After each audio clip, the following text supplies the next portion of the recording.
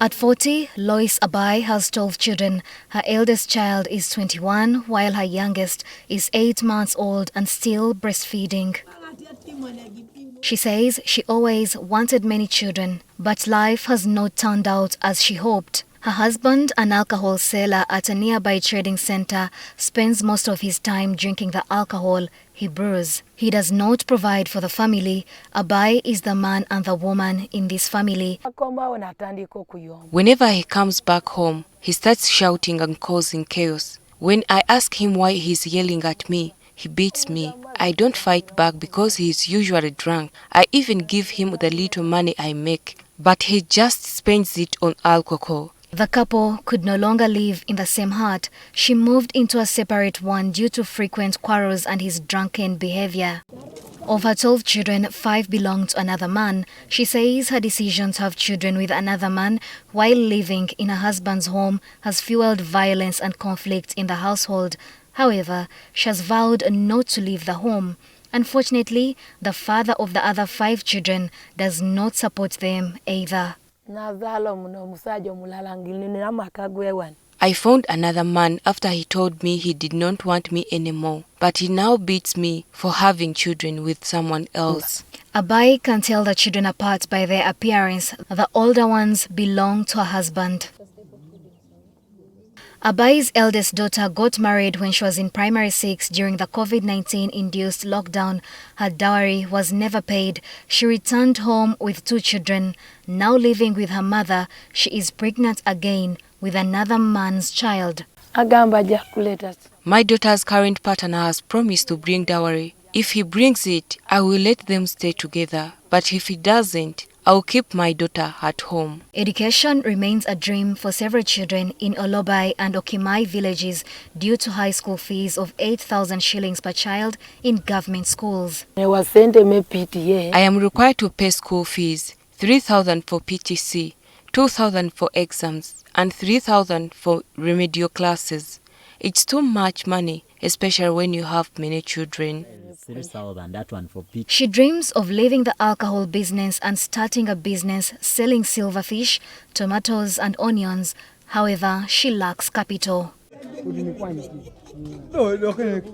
Rose Anyugi, also in her 40s, has 12 children. Her husband once supported the family through farming, but now he no longer works and spends most of his time at the center drinking.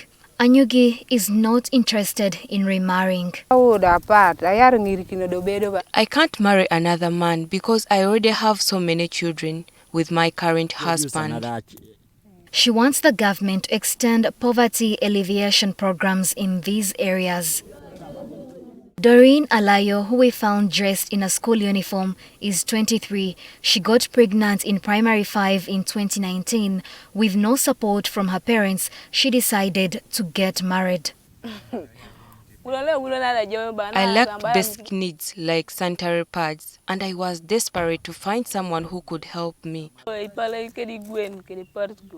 A dowry of 4 cows and 3 goats was paid. However, her husband took a second wife. Although the new wife later ran away, Alayo is a victim of domestic violence. My husband is always chasing after other women at the trading center while I stay at home. But I still love him. A number of girls have dropped out of school and ended up marrying early. Some of the men they are married to are age mates who also dropped out of school due to lack of school fees. This has led to a cycle of poverty in this community. They get pregnant when some of them are in P6, P6, P5, P7, and few of them can extend their study up to senior. But that problem, I know that it is a parent's attitude toward education. William Ature, who is 22, dropped out of school after primary 7 due to lack of school fees. Last year, he met Florence Aliao, a 19-year-old primary 5 student. When she got pregnant, she moved in with him without her parents' consent. Going to the market. What was she doing by then? She do the business selling the tomatoes. It was during school holidays I was selling tomatoes when he approached me and said he loved me. Ature wrote a letter to the girl's family expressing interest in their daughter. My parents didn't know I was pregnant. I told William, but he refused to come and pick me up or talk to them. Later, he wrote a letter to inform my parents where I was, and they made him pay a fine. I make a dowry with their parents. I give him something. What something? Such behavior and lack of education has hindered the development of this community. NORBERT ATUKUNDA, NTV News.